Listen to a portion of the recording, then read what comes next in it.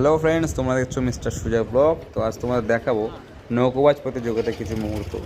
আমি এখন যাচ্ছি ভাটায়, আর আমাদের শিবমন্দির ঘাটে এতটা ভিড় এখন যে সেখানে জায়গা পেলাম না, তো এখন যাচ্ছি ভাটায়। তো তোমাদেরকে তার কিছু মুহূর্ত দেখাবো। তো এখন যে নৌকাটি তোমরা দেখতে পাচ্ছ, এটি রেস হয়ে গেছে প্রথম রাউন্ডের। তো এটি এখন স্টার্টিং পয়েন্টে ফিরে যাবে, আর এই স্টার্টিং পয়েন্ট হচ্ছে আমাদের যে ঈশ্বরগুপ্ত সেতু আছে। তো এই নৌকাগুলো এখন স্টার্টিং পয়েন্টে দাঁড়াবে আর ওয়েট করবে তার নেক্সট রাউন্ডের জন্য। তো তোমরা দেখবে এখন এর সামনে থেকে আরেকটা রেস শুরু হয়ে গেছে। তোমরা দেখতে পাচ্ছ যে রেস শুরু হয়ে গেছে অলরেডি।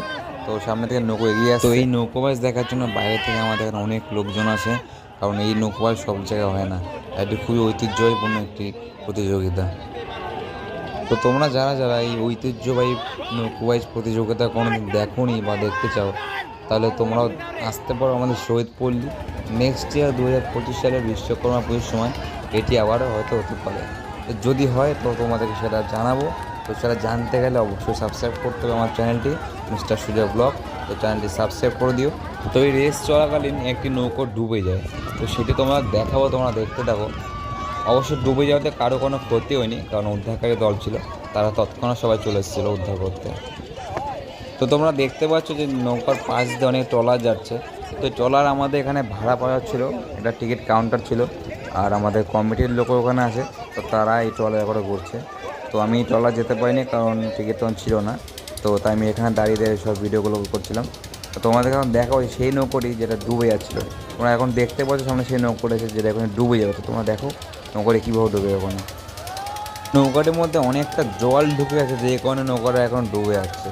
তো এখানে ভয়ের কোনো কারণ নেই, কারণ এখানে সবাই প্রত্যেকেই সাঁতার জানে। আর আমাদের উদ্ধারকারী যে টিম ছিল তারা এক্ষুনি চলে আসবে আর তাদেরকে উদ্ধার করে নেবে। তো তোমরা দেখো যে এখন ঠিক কীভাবে তাদেরকে উদ্ধার করে। তো ঠিক চলে এসছে আমাদের উদ্ধারকারী টিম, আর এদেরকে এখন লাইফ জ্যাকেট দেওয়া হবে বা আর অন্য কিছু দেওয়া হবে। তোমাদেরকে সেটা দেখাবো, তোমরা দেখতে থাকো ভিডিওটি। এদেরকে রেস্কিউ করতে একটু সময় লেগেছিলো, কিন্তু তার রেস্কিউ করা হয়ে গেছে। তো তোমরা দেখছো যে তাদের ঠিক কীভাবে রেস্কিউ করা হচ্ছে। তোমরা দেখো, আমি কিছু বললাম না। নৌকোবাজ দেখার পর এবার যাচ্ছি আমরা ফাংশন দেখতে। তো ছেলেটি খুবই সুন্দর গান করছিলো, সেটা তোমাদেরকে শোনাবো।